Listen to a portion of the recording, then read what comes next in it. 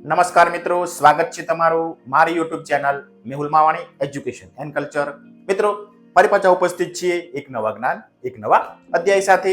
મિત્રો, આજે આપણે શીખીશું ધોરણ 8 નો મિત્રો આજનો વિષય છે ગુજરાતી. ગુજરાતી વિષયનો મિત્રો એકમ છે 6. સુંદર મજાનો એકમ છે જેનું નામ છે બકોર પટેલનો કારેલા પ્રયોગ. મિત્રો, આ એકમના આપણે શબ્દાર્થ, રૂઢિપ્રયોગ અને સ્વાધ્યાય જોડે જોડે શબ્દ સમૂહો માટે એક શબ્દ એ પણ એકમમાં આપેલો છે, તેની પણ આપણે ચર્ચા કરીશું. તો મિત્રો, સુંદર મજાનો એકમ છે. હાસ્ય પમાડે તેવો હાસ્ય કથા છે, જેમાં બકોર પટેલ અને તેમને કરેલા કારેલા પ્રયોગની સુંદર મજાની રજૂઆત કરવામાં આવી છે. જોડે જોડે ગોપાળદાસ મહેમાન બનીને આવે છે અને તેમની શું હાલત થાય છે તે તો તમે એકમમાં જાણી જશે. તો સુંદર મજાનું હાસ્ય કર્યા બાદ, એકમને સમજ્યા બાદ હવે આપણે આ એકમ વિશે જાણીએ. તો મિત્રો, એકમ છે તેના લેખક છે હરિપ્રસાદ વ્યાસ. પરીક્ષામાં ક્યારેક કૃતિના કર્તા અને કૃતિનો પ્રકાર તેવો પ્રશ્ન પૂછાતો હોય છે અને આપણા શબ્દ ભંડોળ જ્ઞાનમાં પણ વધારો થશે. તો આ જે એકમ છે તેના લેખક છે હરિપ્રસાદ વ્યાસ અને પ્રકાર છે હાસ્ય કથા. પરીક્ષામાં ક્યાંક પૂછાઈ જાય અથવા ગુજરાતી સાહિત્યનો ક્યાંય પ્રશ્ન પૂછાય તો આપણને તેનો ઉત્તર તરત મળી જાય. તો હવે આગળ વધીએ. હરિપ્રસાદ વ્યાસની સુંદર મજાની આકૃતિ બકોર પટેલનો કારેલા પ્રયોગ, જેમાં કારેલામાં બકોર પટેલ એટલા મગ્ન થઈ જાય છે, કારેલા લટ્ટુ બની જાય છે, તેવા સુંદર મજાનું તમે એકમ શીખ્યા હશો. તો હવે જોઈએ આ એકમનો શબ્દાર્થ. જ્યારે શબ્દાર્થ આવે છે ત્યારે તમને ચોક્કસ કહું છું કે શબ્દાર્થનો અભ્યાસ આપણે એટલા માટે કરી લેવાનો છે કે પરીક્ષામાં સમાનાર્થી શબ્દો કે શબ્દ સમૂહો માટે એક શબ્દ પૂછાય તો આપણે તેના ઉત્તરો લખી શકીએ. જોડે જોડે આપણા શબ્દ ભંડોળમાં પણ વધારો થાય. જોતા જઈએ એકમમાં કયા કયા શબ્દાર્થ સમાનાર્થી શબ્દો આપેલા છે. હજમ થઈ જવું તો પચી જવું. આગળનો શબ્દ પોષણ એટલે ઔષધ અથવા દવા. તેવણ શબ્દ છે મિત્રો નવો, તે પારસી શબ્દ પ્રયોગ છે તેવણ. આગળ કડવાટ એટલે કડવો સ્વાદ. ત્યાર પછી ભરપટ્ટી એટલે પેટ ભરીને. મારણ એટલે અહીં ઈલાજ. એકમમાં મારણ શબ્દનો અર્થ ઈલાજ તરીકે લીધેલો છે. નખમાય રોગ ન હોવો, અર્થ તદ્દન નિરોગી છે. ટીકી ટીકીને એટલે ધારી ધારીને. ત્યાર પછીનો શબ્દ ડબુસો મારે મતલબ મોટો કોળિયો મોંમાં લીધો. ક્લિયર? આગળ વધીએ. નખોદ જાય મતલબ કે સત્યાનાશ થાય. કમકમા એટલે ધ્રુજારી. ત્યાર પછી આણે એટલે લાવી. શબ્દો મિત્રો થોડા કળપદી ભાષાના પણ છે, ધ્યાને રાખતા જઈશું. ગ્લાસ એટલે કાચનો પ્યાલો. પિત્ત શબ્દ છે. વૈદિક પ્રમાણે શરીરની અંદર 3 ધાતુઓ હોય છે, કફ, પિત્ત અને વાયુ. તેમાંની એક. તાવતરિયો એટલે એકાંતરિયો તાવ. તો મિત્રો, આટલા શબ્દો આપણને આ એકમમાં આપેલા છે. હવે જોઈએ મિત્રો આ એકમમાં આપેલ શબ્દ સમૂહો માટે એક શબ્દ. મિત્રો, શબ્દ સમૂહો માટેનો એક શબ્દ આપણે આપણી ચેનલ ઉપર અલગથી બનાવીને 1 થી 10 પાઠનો જે પ્રથમ સત્રના પાઠો છે તેનો એકમ મૂકેલો છે. તો તમે તમામ શબ્દ સમૂહો માટેના એક શબ્દનો અભ્યાસ તે અલગ વિડીયોથી પણ કરી શકો છો. જોડે જોડે એકમમાં જે શબ્દ સમૂહો આપેલા છે તેને પણ આપણે એકમ જોડે જોડે લીધેલા છે. તો જોઈએ એકમમાં કયા કયા શબ્દ સમૂહો આપેલા છે. 2-5 પાનાનું પતાકડું. તો મિત્રો, સુંદર શબ્દ છે ચોપાનીઓ. આગળ કારેલા પ્રત્યે ભારે પ્રીતિ ધરાવનાર. તો મિત્રો, સુંદર શબ્દ છે કારેલા લટ્ટુ. આપણા બકોર પટેલ હતા. ચૈત્ર વિક્રમ સંવતથી આરંભાતા વર્ષનો પ્રથમ દિવસ. મિત્રો, તેને કહીશું ગુડી પડવો. આગળ પ્રવાહી પદાર્થ પૂછતા થતો અવાજ. સબડખું. સુંદર શબ્દ છે, યાદ રાખીશું. ઉલટી થવાનો ઉછાળો. તો મિત્રો, તેને કહીશું આપણે ઉબકું. તો મિત્રો, આટલા આપણને શબ્દ સમૂહો આપેલા છે જેનો આપણે અભ્યાસ કરી લીધો. અલગથી પણ વિડીયો છે મેં કીધું તે પ્રમાણે, તમે તેનો પણ અભ્યાસ કરી શકો છો. હવે છે રૂઢિપ્રયોગ. એકમમાં જે રૂઢિપ્રયોગ આપ્યા છે તે રૂઢિપ્રયોગ, તેનો અર્થ અને વાક્ય પ્રયોગ જોઈએ. રૂઢિપ્રયોગ પહેલો મિત્રો આપણને આપેલો છે તે આ પ્રમાણે છે. આંખો પહોળી થઈ જવી. તો મિત્રો અર્થ આ પ્રમાણે થશે: આશ્ચર્ય થવું. વાક્ય પ્રયોગ જોઈએ મિત્રો: નવો મોબાઈલ જોઈ બધાની આંખો પહોળી થઈ ગઈ. મિત્રો વાક્ય તમે તમારી રીતે વિચારીને બનાવી શકો છો. અહીં જે વાક્ય છે તે નમૂના રૂપ છે. આગળ વધીએ. ત્યાર પછીનો રૂઢિપ્રયોગ: મોંમાં પાણી આવી જવું. તો મિત્રો ખાવાની તીવ્ર ઈચ્છા થવી. વાક્ય પ્રયોગ છે: સમોસા જોઈ મોંમાં પાણી આવી ગયું. મોટું પતલું ના મોટું ની જોઈ સમોસા જોઈ મોંમાં પાણી આવી ગયું. આગળ જોઈએ. વાસ્તે ગાસ્તે માંડવે આવવું. અર્થ છે જાહેર રીતે બહાર આવવું. વાક્ય પ્રયોગ: ઉમેદવાર સરપંચનું ફોર્મ ભરવા વાસ્તે ગાસ્તે માંડવે આવ્યા. તો મિત્રો આ રીતે આપણે 3 રૂઢિપ્રયોગ આપ્યા છે. રૂઢિપ્રયોગ, તેનો અર્થ અને વાક્ય પ્રયોગ જોયું. વાક્ય પ્રયોગ તમે તમારી રીતે વિચારીને બનાવી શકો છો. અહીં તો મેં નમૂના રૂપ મૂકેલા છે. તમને મજા આવે તેવું વાક્ય તમે બનાવી શકો છો.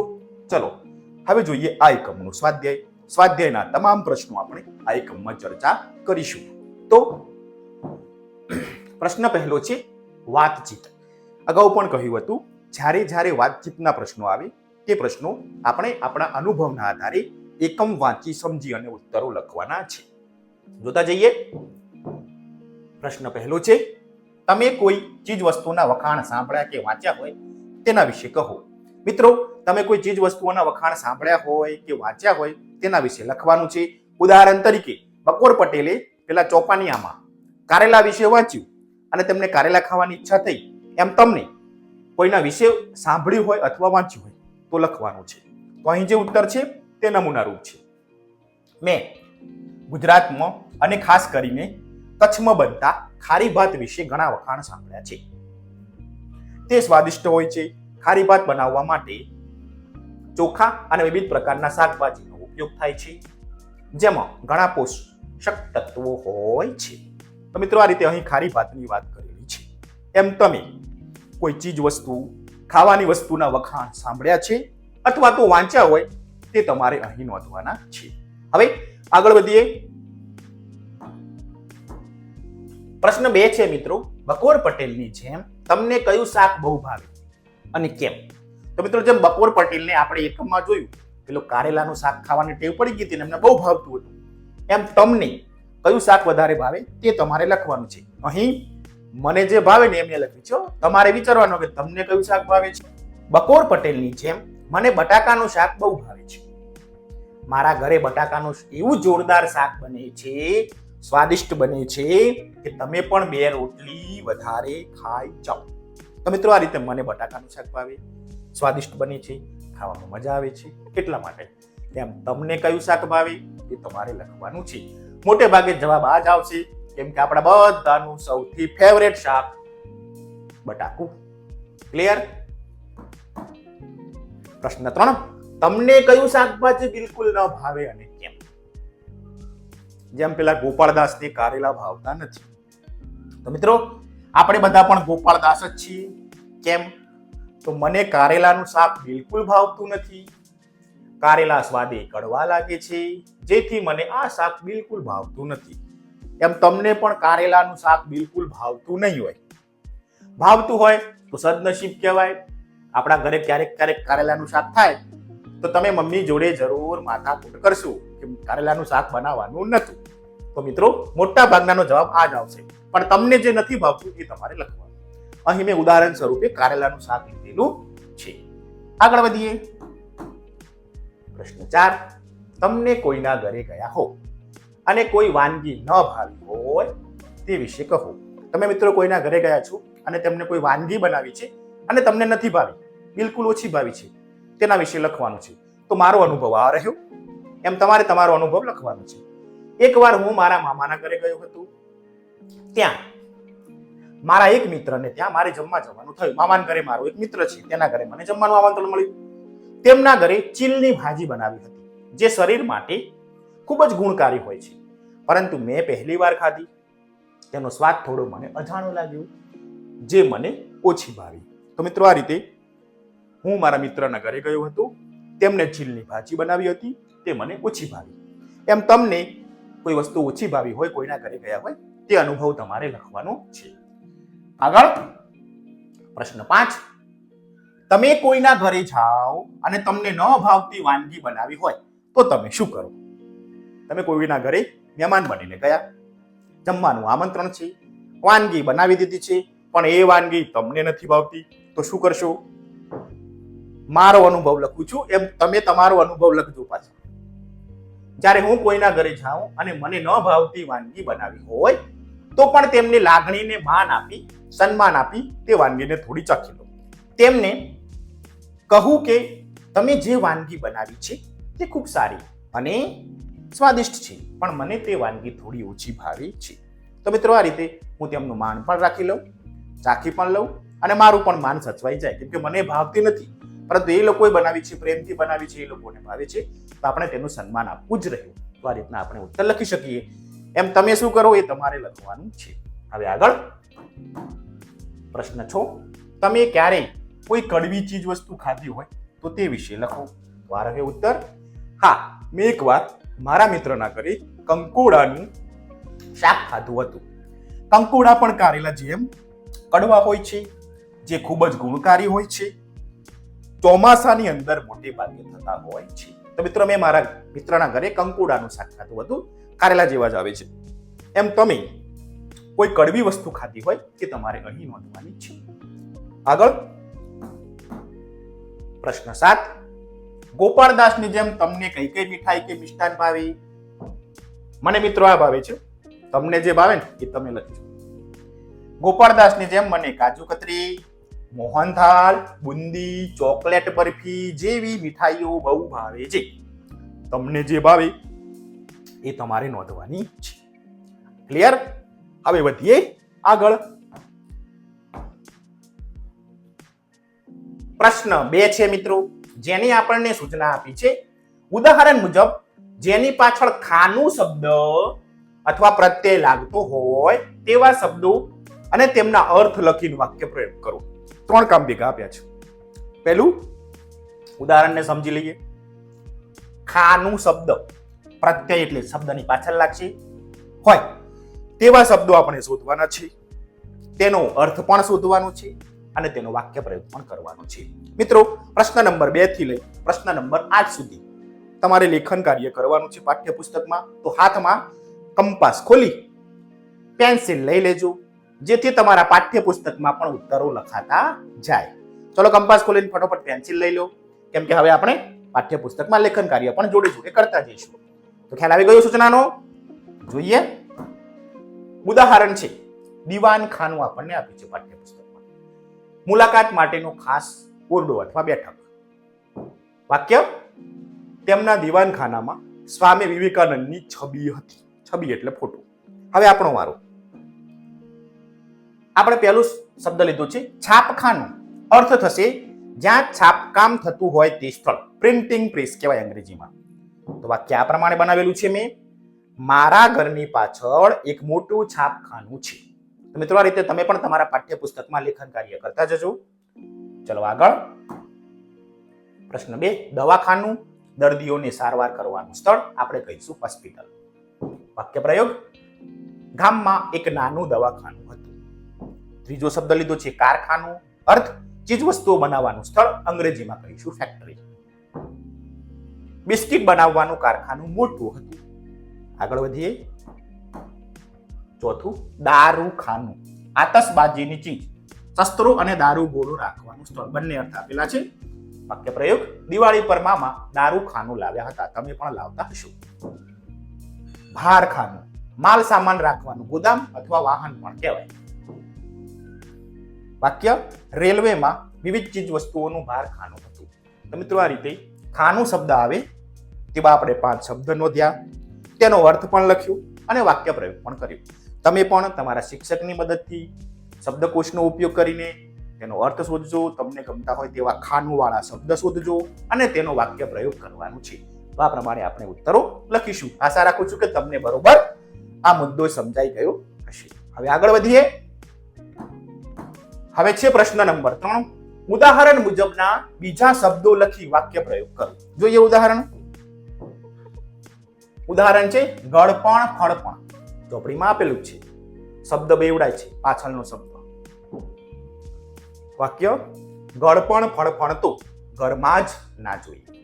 આવું વાક્ય આપણને આપેલું છે. તમે શબ્દને સમજી શકો છો. ગળપણ ફળપણ, પાછળનો અર્થ ઉચ્ચાર પ્રાસ સરખો છે, પણ આગળના શબ્દો થોડા બદલાય છે, પરંતુ ઉચ્ચાર છે, જે સ્વરોની રચના છે તે સરખી રહે છે. આપણે પણ ઘણીવાર બોલતા હોઈએ છીએ. તો હવે આપણે તેવા શબ્દો લખવાના છે. એક શબ્દ લીધેલો છે શિખંડ બિખંડ. વાક્ય બનાવીએ. આજે જમણમાં શિખંડ બિખંડ છે કે? શિખંડ તો આપણને ભાવે ને.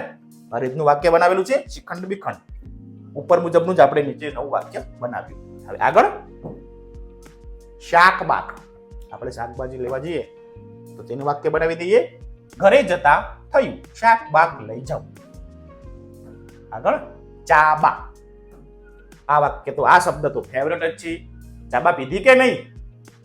મહેમાનને ચાબા પાછું. આગળ પાણી બાણી. ખેતરમાં પાણી બાણી લેતા જજો. જેને વાક્ય નાસ્તો બાસ્તો. આવો નાસ્તો બાસ્તો કરી લઈએ. તો મિત્રો આ રીતે ઉદાહરણ પ્રમાણે ડબલ શબ્દો છે. પાછળનો શબ્દ છે તેનો કોઈ અર્થ નથી નીકળતું, પરંતુ ઉચ્ચારમાં આપણે તેને બોલચાલની સામાન્ય ભાષામાં આવા શબ્દ બોલતા હોઈએ છીએ. તો તેવા શબ્દો આપણે શોધવાના છે અને વાક્ય પ્રયોગ કરવાનું છે. તમારી જાતે નવા શબ્દ શોધી શકો છો અને લખી શકો છો. તમારા પાઠ્યપુસ્તકમાં લખવા માટે પણ જગ્યા આપેલી છે. મેં કહ્યું તે પ્રમાણે પ્રશ્ન નંબર 2 થી લઈ અને 8 સુધી પેન્સિલ દોડાવવાની છે. કંપાસ ખોલીને લઈ જ લેજો. પાઠ્યપુસ્તક તમારું જોડે ભરાતું જાય. આગળ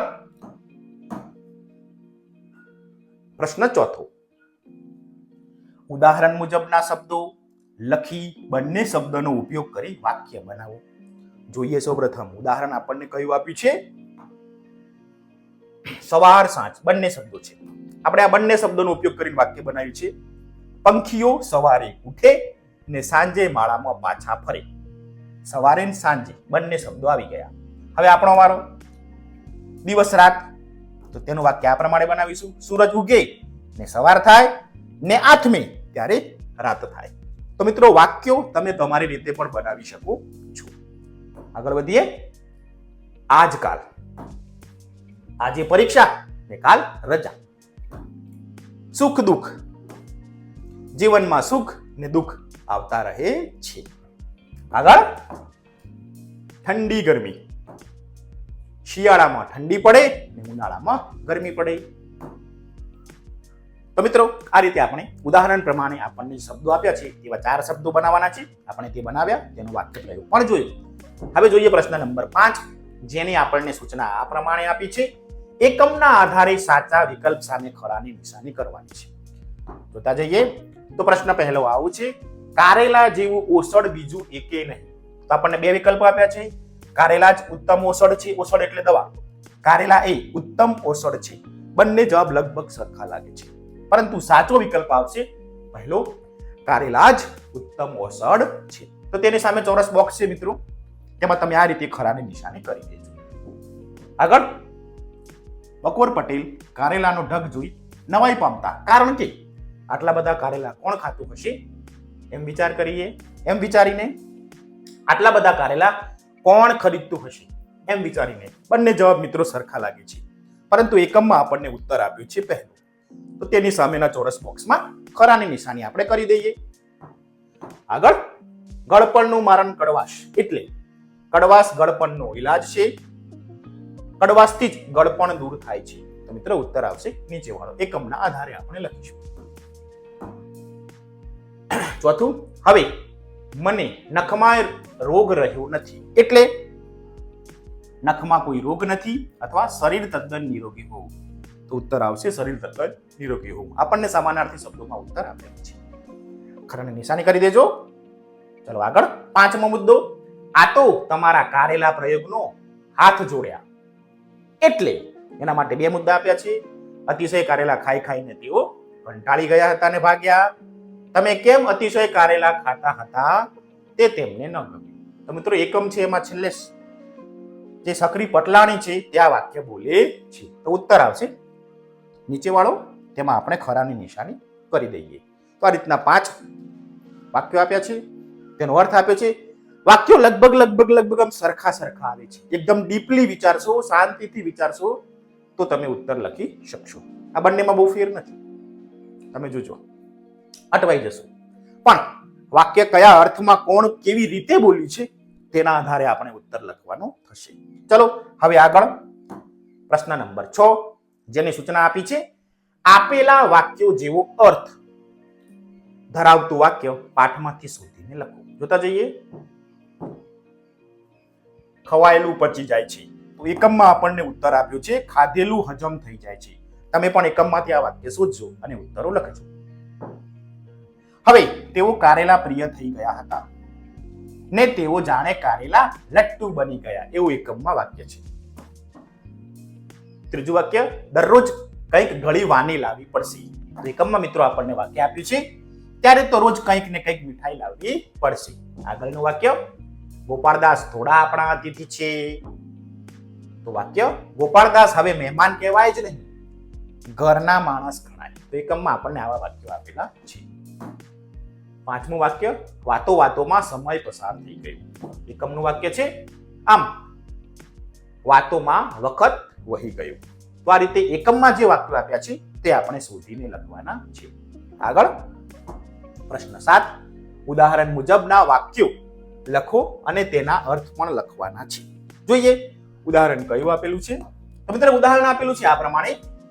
ઉદાહરણ, વાક્ય, આટલા બધા કારેલા તે કોણ ખાતું હશે, આવું આપણને ઉદાહરણ આપ્યું છે. તેનો અર્થ પણ મિત્રો આ પ્રમાણે આપ્યો છે, આટલા બધા કારેલા કોઈ ખાતું નહીં હોય. એનો અર્થ આવો થાય. આ વાક્યનો અર્થ આવો થાય. હવે આપણે આવા વાક્યો શોધવાના છે, તેનો અર્થ પણ લખવાનો છે. લખવા માટે પાઠ્યપુસ્તકમાં જગ્યા પણ આપી છે. મેં તમને કહેલું જ છે, પ્રશ્ન નંબર 8 સુધી હમણાં પેન્સિલ છોડવાની નથી. ચલો, વાક્ય પહેલું આપણે બનાવ્યું, આવડું મોટું વિમાન તે વળી ઉડતું હશે. તો તેનો અર્થ આવો થાય, વિમાન ઉડી શકે જ નહીં. વાક્ય, આટલું બધું તે કોણ ખાતું હશે. તો મિત્રો અર્થ આવો થશે, આટલું બધું કોઈ ખાતું જ નહીં. આગળ જોઈએ. હવે આવડું મોટું ઘર તે કોણ સાફ કરતું હશે. ઉત્તર, મોટા ઘરની સાફ સફાઈમાં તકલીફ પડે. આનો અર્થ આવો થાય. ચોથું વાક્ય, આટલી ખાટી આંબલી તે કઈ ખવાતી હશે. વાક્ય, આંબલી બહુ ખાટી છે. તો મિત્રો આ પ્રમાણે વાક્ય અને તેનો અર્થ, વાક્ય અને તેનો અર્થ આપણે ઉદાહરણ પ્રમાણે લખવાના છે. આગળ હવે જોઈએ પ્રશ્ન નંબર 8, વાક્ય વાંચો અને વાર્તાના આધારે લાગુ પડતા પાત્રનું નામ લખવાનું છે. જોઈએ પહેલું વાક્ય, કારેલા કડવા એટલે પોતે કદી ખાતા જ નહીં. તો કોને લાગુ પડશે? બકોર પટેલને. તેઓ અઠવાડિયાની મહેમાન ગતિએ આવવાના છે. આ કોને લાગુ પડશે? તો ગોપાળદાસને. આગળ, ટપાલીનો અવાજ સાંભળી બહાર આવ્યા. કોણ આવ્યું? તો સકરી પટલાણી પાત્ર. ભાણા પીરસીને બંને જણને રસોડામાં બોલાવ્યા. કોને લાગુ પડશે? તો ગોપાળદાસ અને બકોર પટેલને. આગળ, તેમના હાથમાં કાચના 2 ગ્લાસ હતા. કોને લાગુ પડશે? તો પાત્ર છે બકોર પટેલને. તો આ રીતને કયું વાક્ય કયા પાત્રને લાગુ પડે તે આપણે એકમના આધારે લખવાનું છે. હવે મિત્રો આગળ વધીએ. હવે છે મિત્રો પ્રશ્ન નંબર 9. હવે થોડી વાર માટે પેન્સિલ મૂકી શકો છો, કેમ કે હવે થોડા લાંબા પ્રશ્નો છે. પ્રશ્નોના જવાબ લખો. અહીં જે પ્રશ્નો આપ્યા છે તે આપણે એકમના આધારે લખવાના થશે. જોતા જઈએ. પ્રશ્ન પહેલો છે, બકોર પટેલને કઈ વાતની નવાઈ લાગી અને કેમ? ઉત્તર આ પ્રમાણે છે, બકોર પટેલને કારેલામાં બહુ બધા ગુણ છે તેવું ચોપાનિયામાં વાંચી નવાઈ લાગી. કારણ કે કારેલામાં આટલા બધા ગુણ હશે તેવો પોતાને ખ્યાલ જ નહીં. લાગે કડવા એટલે પોતે કદી ખાતા જ ન હતા. ખુશાલ ડોશીને એવો હુકમ કે બીજા બધા શાક વારા ફરતી લાવવા, પણ કારેલા કદી લાવવા નહીં. બકોર પટેલ બજારમાં જાય તો દુકાનમાં કારેલાનો ઢગ જોઈ નવાઈ પામી. આટલા બધા કારેલા તે કોણ ખાતું હશે? એમને વિચાર કરી ખાતા હશે કોઈ મૂર્ખાઓ એવું ધારે. અગર મૂર્ખા શાકવાળા નહીં વેચાય તો ફેંકી દેતા હશે એવું માને. તો મિત્રો એટલા માટે એમને નવાઈ લાગી. તો આ પ્રમાણે આપણે ઉત્તર લખીશું. આગળ વધીએ. પ્રશ્ન 2, બકોર પટેલને કેવી રીતે કારેલા લટ્ટુ બની ગયા? બકોર પટેલને કારેલામાં બહુ બધા ગુણ છે તેવું ચોપાનિયામાં વાંચી વિચારમાં પડી ગયા. મનમાં થયું કે આજ સુધી તો આ ફાયદાની વાત ખબર જ નથી. ત્યારથી તેઓએ કારેલા ખાવાનું શરૂ કર્યું. તેમણે તે દિવસે કારેલા જ મંગાવ્યા. કોણ જાણે કેમ તે દિવસે તેમને કારેલા બહુ જ ભાવ્યા. બીજે દિવસે પણ કારેલા મંગાવ્યા, ખૂબ ખાધા, અને આ રીતે તેમનો કારેલા ખાવાનો શોખ વધતો ગયો અને જાણે તેઓ કારેલા લટ્ટુ બની ગયા. તો એકમના આધારે આપણે આ પ્રમાણે ઉત્તર લખીશું. આગળ વધીએ. પ્રશ્ન 3. ત્યારે તો રોજ કંઈક ને કંઈક મીઠાઈ લાવવી પડશે. આવું કોણે કહ્યું અને કેમ? ત્યારે તો રોજ કંઈક ને કંઈક મીઠાઈ લાવવી પડશે, આવું સકરી પટલાણીએ કહ્યું. કારણ કે આપણને ખબર છે તેમના ઘરે પૂનાથી ગોપાળદાસ એક અઠવાડિયું રહેવા માટે આવવાના છે અને તેઓ મીઠાઈના ભારે શોખીન હોવાથી તેમને રોજ કંઈક ગળ્યું જમવાની ટેવ હતી. તો મિત્રો એટલા માટે મીઠાઈ લાવવી પડશે. આગળ પ્રશ્ન 4. ગોપાળદાસની આંખો ક્યારે પહોળી થઈ ગઈ? ગોપાળદાસ આવ્યા હતા તો મીઠાઈ ખાવા બકુર પટેલના ત્યાં, પણ બકુર પટેલે ચાલુ કર્યું તો કારેલા પ્રયોગ. એટલે ગોપાળદાસને કડવા અને મીઠાઈમાં નામાં રોળ થઈ ગયા. તો બકોર પટેલે અને ગોપાળદાસ જમવા બેઠા ત્યારે તેમની સાથે પીરસેલા ભાણામાં કારેલાનું શાક, કારેલાની મેથીવાળી દાળ, મેથીનું અથાણું અને રીંગણ અને મેથીની ભાજીનું શાક જોયું ત્યારે તેમની આંખો પહોળી થઈ ગઈ. કારણ કે તેમને કડવા કારેલાના બદલે ગળાઈ મીઠાઈ ખાવાની ઈચ્છા હતી. એટલા માટે આંખો પહોળી થઈ ગઈ. આગળ પ્રશ્ન 5. શું જોઈને ગોપાળદાસ ભડક્યા? કેમ? ગોપાળદાસને આગલે દિવસે બંને સમય ભોજનમાં આપણને ખબર જ છે કારેલા જ આવ્યા. તેથી જ્યારે બીજે દિવસે બકુર પટેલના મમ્મી એટલે કે ખુશાલ ડોશી કારેલા લઈને આવ્યા ત્યારે તે કારેલાનો ઢગલો જોઈ ગોપાળદાસ ભડક્યા કે આજે પણ આપણે કારેલા જ ખાવાના છે. તો મિત્રો આ રીતે આપણે ઉત્તર લખીશું. પ્રશ્ન 6. વહેલા વિદાય થવાનો ગોપાળદાસે શું કર્યું? આપણને ખબર પડી ગઈ હવે ગોપાળદાસ રહેવાના નથી. કેમ? કે બકોર પટેલ તો રોજ કારેલા પ્રયોગ જ કરે છે, રોજ કારેલાનું નવું નવું શાક, નવી નવી વાનગી બનાવે છે. હવે ગોપાળદાસને ભાવે મીઠાઈ. ગોપાળદાસ અઠવાડિયા માટે આવ્યા હતા, પણ હવે અહીંયા રહેવા એમ નથી, કેમ કે કારેલા એમને ખાવા નથી. તો ઉત્તર જોઈએ. ગોપાળદાસને પહેલા દિવસે અને બીજા દિવસે બંને સમયે ભોજનમાં કારેલા આવ્યા હતા. બીજા દિવસે ગુડી પડવો હોવાથી બકુર પટેલે તેમને પીવા માટે લીમડાનો રસ આપ્યો, તે પણ કડવો છે. આમ ગળ્યું ખાવાની ટેવવાળા ગોપાળદાસને પોતાના ઘરે કલકત્તાથી મહેમાન આવવાના છે એવું બહાનું કરી વહેલા વિદાય થવાનું નક્કી કર્યું, કેમ કે હવે અહીંયા મીઠાઈ ખાવા મળશે નહીં. તો આ રીતના મિત્રો આપણે ઉત્તર લખીશું. હવે આગળ વધીએ. હવે છે મિત્રો પ્રશ્ન નંબર 10, જેને આપણને સૂચના આપી છે નીચેનો ફકરો ધ્યાનથી વાંચીને પછી પૂછેલા પ્રશ્નોના જવાબ લખો. મિત્રો અહીં એક ફકરો પૂછેલો છે, ફકરો આપણે વાંચવાનો છે. ફકરો વાંચ્યા બાદ આપણે તેની નીચે પ્રશ્નો પૂછેલા છે, 3 અલગ અલગ તેના ઉત્તરો લખવાના છે. તો ફકરો આ રીતના પૂછેલો છે. સૌપ્રથમ તમે વિડીયો પોઝ કરીને એટલે કે સ્ટોપ કરીને ફકરાને વાંચી લેજો, અથવા તમારા પાઠ્યપુસ્તકમાં આ ફકરો લખેલો છે, તમારે તેને વાંચી લેવાનો છે. વાંચ્યા બાદ જ આગળ વિડીયો જોઈશું. ફકરો નહીં વાંચો તો ઉત્તરો બરાબર સમજી શકશો નહીં. તો ચલો સૌપ્રથમ ફટાફટ આ ફકરાને વાંચી જાઓ. બરોબર? ત્યાં સુધી આપણે વિડીયોને સ્ટોપ કરી દેજો. તમારા શિક્ષકને અથવા તમે જાતે સ્ટોપ કરજો. પહેલા જોઈ લો, સૌપ્રથમ ફકરાને વાંચી લો. ચલો હવે હું ધારું છું કે તમે વિડીયો પોઝ કરીને આ ફકરો વાંચ્યો હશે. હવે આગળ વધીએ. પ્રશ્ન છે 10.1. પ્રશ્નોના જવાબ માટે સાચો વિકલ્પ આપણે શોધીને લખવાનો છે. જોઈએ પ્રશ્ન. તો પ્રશ્ન પહેલો એવો છે, રસોડામાં છેલ્લે કોણ ગયું હશે? ધ્યાન રાખજો, રસોડામાં છેલ્લે કોણ ગયું છે?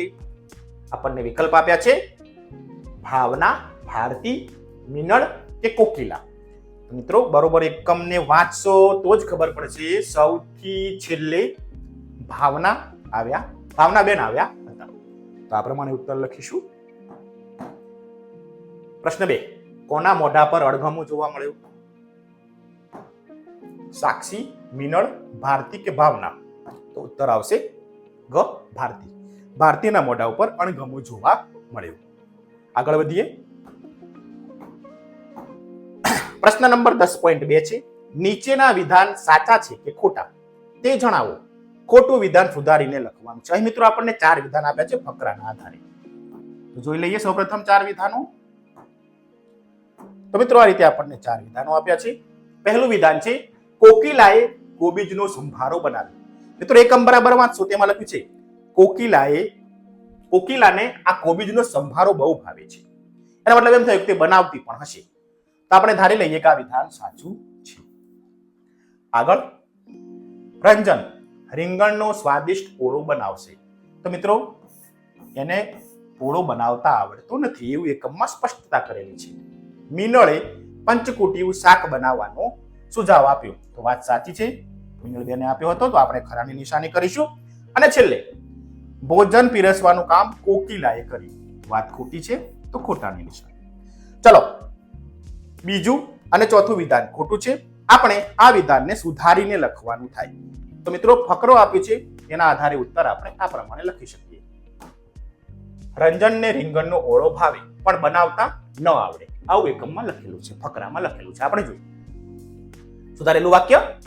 ચોથું વાક્ય ખોટું હતું. ત્યાં પ્રમાણે ભોજન પીરસવાનું કામ ભાવના અને સાક્ષીએ કર્યું.